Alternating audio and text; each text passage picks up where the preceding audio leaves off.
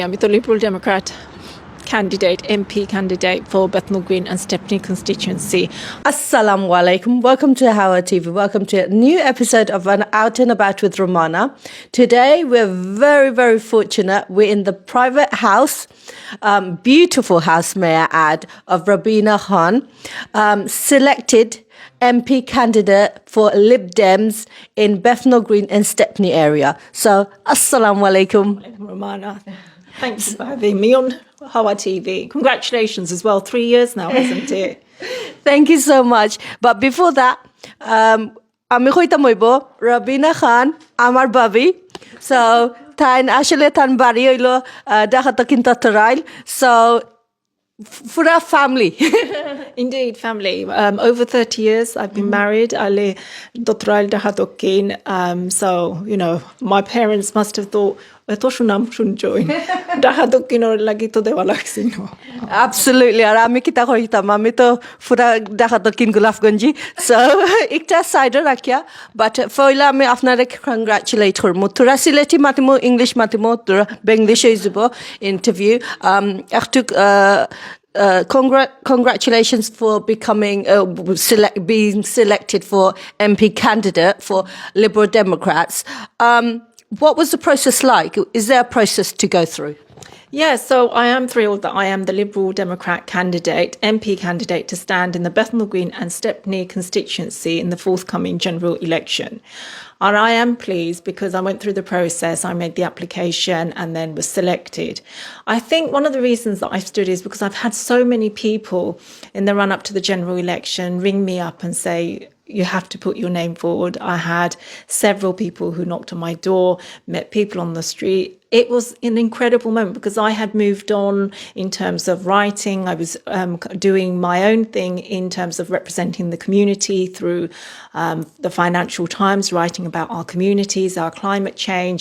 I think it's the case of when you realise that you have to do something important and stand up for what's right. So, আমি আশা করি আর যেটা সবেও Honda আমি যে candidate হইছি liberal Democrat party থাকি Bethnal green and Stepney constituency আমি তো থাকিও স্টেপনি 30 বছরের উপরে আমরা থাকছি আমার বাইচাইন যারা 3 জন নানি সবু গেছেন লোকাল স্কুল আমি এবং আগেও নানি গভর্নর আসলাম 2 স্কুলও একটা সেকেন্ডারি একটা প্রাইমারি আমার বাইচাইন বড় হইছেন আমার সমাজ আমার you know, my neighbours, my community is here. I've been councillor Barobosor, এবং special advisor আসলাম আমার চাকরি একটা আছিল বেথনল গ্রিন সিটি চারণজ লাগে একটা 30 বছর আগে থাকি আমি এম্পাওয়ার করছি অনেক মহিলা I was the women's project manager there and so it's really inside my heart here to be near people.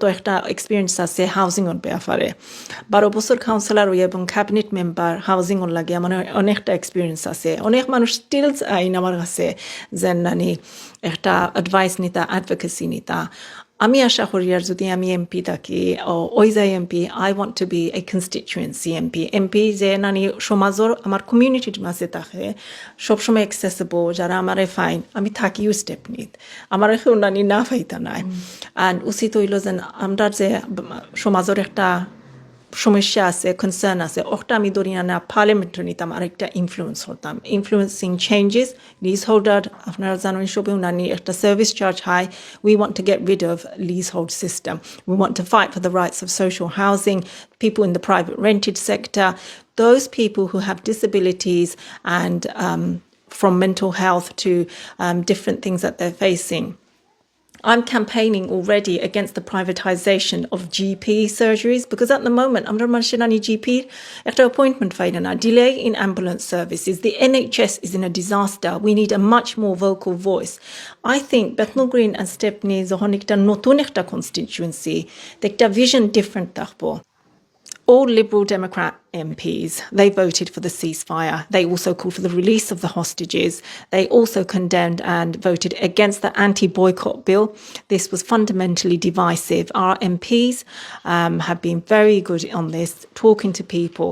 Our MP, the British Palestinian MP Layla Moran and our leader Sir Ed David went to visit the Palestinian ambassador, and they have spoken with him, they have met with him as well. So they have provided leadership where others have failed. And I think that's the kind of style of the things that we have to do in order to resolve the situation and fight for the rights of the Palestinian people. They have the right to self-determine their nation, their future, their country, the lives of their children. And I believe that we can do this. I also wanted to just add, in 2003, our Liberal Democrat late leader, Charles Kennedy, he fought and struggled and campaigned and voted against the invasion of the Iraq War. I believe this is a party that will stand up for principles, and I believe I can be best to represent our communities in the House of Parliament. So, Rabina, in terms of the NHS waiting list, we know since COVID, or even prior to COVID, because I think COVID was a little bit of a cover-up, we've got these massive waiting times, especially for appointments such as cancer, treatment. And then we go into the A&E and we have to wait now on average 15 hours to be seen by an emergency doctor. Mm-hmm. Where does Lib Dem stand on this? Well, one of the reasons that we won the North Shropshire by-election where an MP, Tory MP, lost their seat was because we campaigned so hard there where older people were facing ridiculous times for a GP appointment, ambulance delays, and that impacted on their health. So if you look at North Shropshire by-election, we won that. The Tory seat there, and that's because our candidate and our team and our Liberal Democrat Party have been campaigning for investment in the NHS, holding the government to account on the waiting times, the delay in the GPs. I have fought myself against the privatisation of GP surgeries because GPs at the heart of what our communities, they are the lifeline for some people. And if we can't have an access to that, then what we are doing is we are damaging people's health, mental well-being. And so that, the NHS is a huge priority. I know because my eldest two, they work for the NHS. And I can see the impact when they talk about cancer patients, trying to support them. And it's obvious that the investment in there, not just in terms of equipment, but investment in the staff and making sure doctors, GPs. I think there's a huge burden on the system. Yes. And even when you're inpatient, so we've seen in recent news that there was a mental health patient that was discharged earlier than should have been and then went on to commit multiple murders. So we can see the strain. Will that get better? The only way that we can get better is through investment and people and resources. As you know, the Liberal Democrats were very strong on Remain. We needed to make sure that we stayed in Europe. Why? Because so many of our GPs, nurses, healthcare assistants, they often come from Europe. So we've got, obviously, in Tower Hamlets, it's a young borough. There's a lot of youths. And obviously, everything affects the youths. So the housing, the NHS. Mm-hmm. But the backbone is we need to educate these youths. Yeah. We need to get them involved in meaningful activities. The youth centres have closed.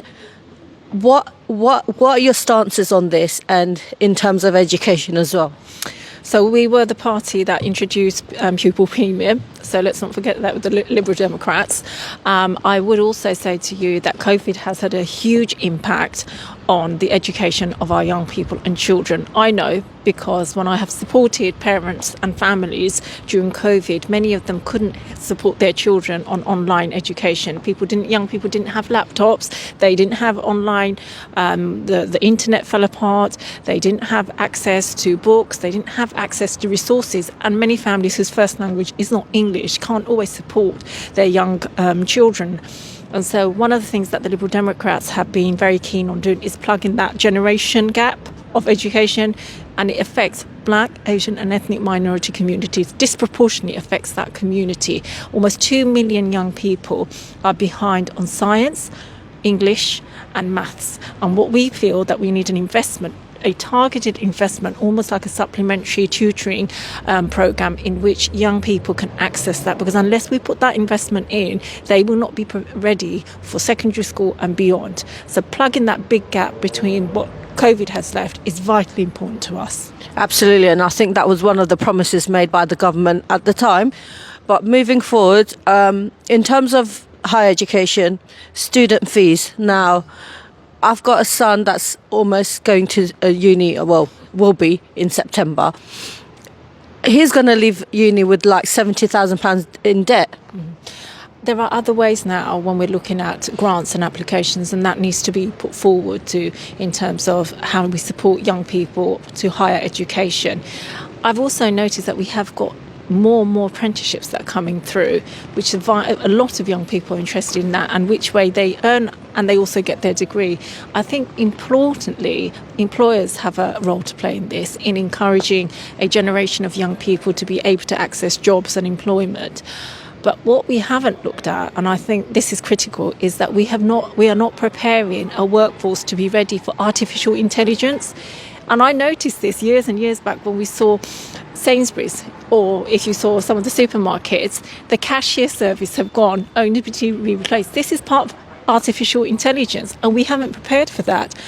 I'm very keen to prepare our generation of young people and our older people and people who are seeking employment. We have to look at artificial intelligence and how best we can equip our young people to use that. So we're not going to look at a reduction in student fees then? Of course we're going to look at everything, and we have to make sure we do it in the right way, in the way we support young people not to fall into debt, and how we can do that. That's also through grants, that's also through foundations, that's also through trust. We think we can do that because there's trust endowment projects to be looked at as well. But we need to make sure we have a government that we can hold to account. Now, I would say that the forthcoming election, the two major opposition parties, we're always talking about two major opposition parties, Labour and Conservative, but we also need the smaller parties to go through to hold the other parties to account so that they don't push through a vote until they have the consensus of all of the parliamentarians. Okay. So in terms of the general election you've just hit on, do we know when it will happen? Because obviously it's not happening in May. Rishi Sunak has said that it would be in the latter part of the year, so I would assume it would be in the autumn of this year. And I suppose what he's trying to do, as any Prime Minister and any person in power, is to hold on to power as long as he can, and to see if he can fix the economy, see if he can move away from the disastrous postal scandal, post office scandal, the COVID inquiry, all of the things that have impacted the Tory government. So he's obviously trying to rebuild some kind of way to move forward. And we shouldn't really forget the Palestine and the Israel issue. That's a very big issue in this country, big situation for many people we're facing. 76% of the British public want a ceasefire.